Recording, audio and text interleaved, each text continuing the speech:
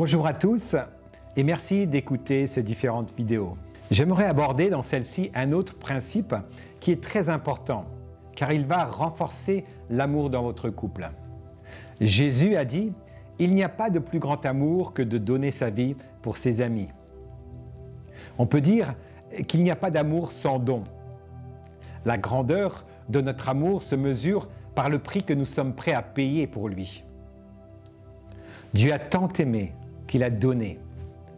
Alors qu'il a donné quoi? Eh bien, ce qu'il avait de plus cher, Jésus, le trésor du ciel. Et ce don exigeait un sacrifice total.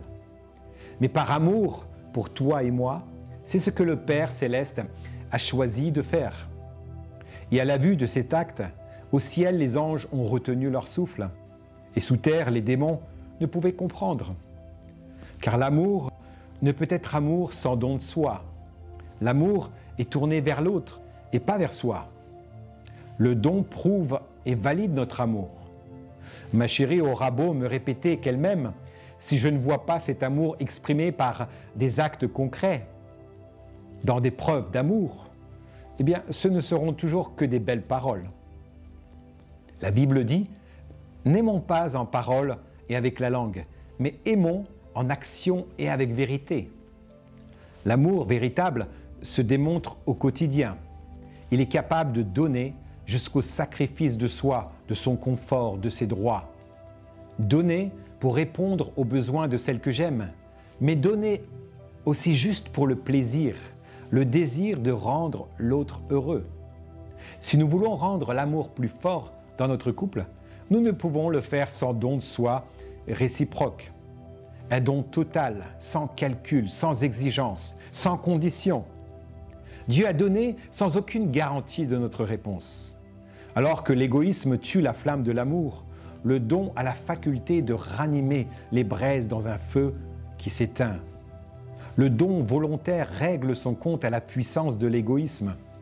Ainsi, mes amis, donnez-vous l'un à l'autre avec joie et générosité, en cherchant à bénir ce conjoint que Dieu vous a fait grâce. Quelqu'un doit commencer, et pourquoi pas toi?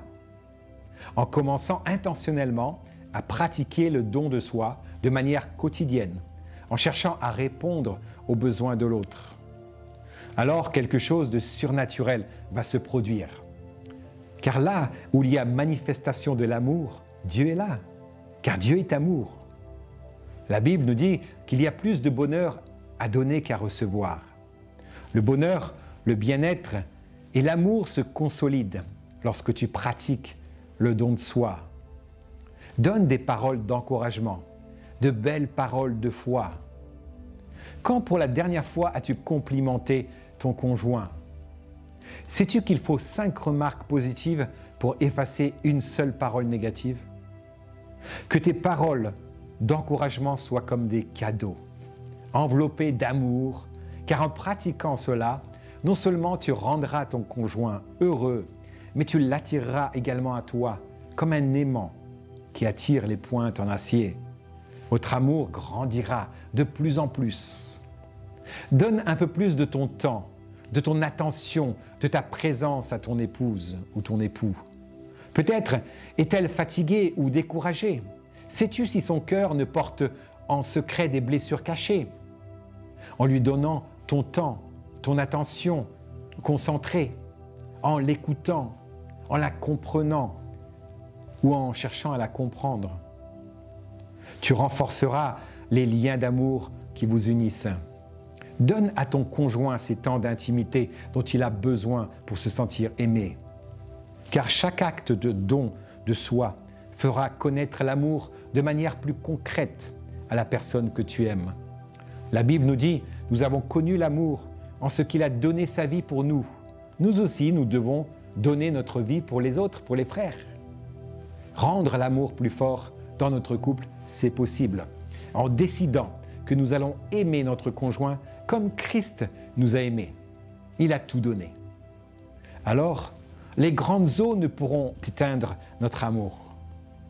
À bientôt pour une nouvelle vidéo.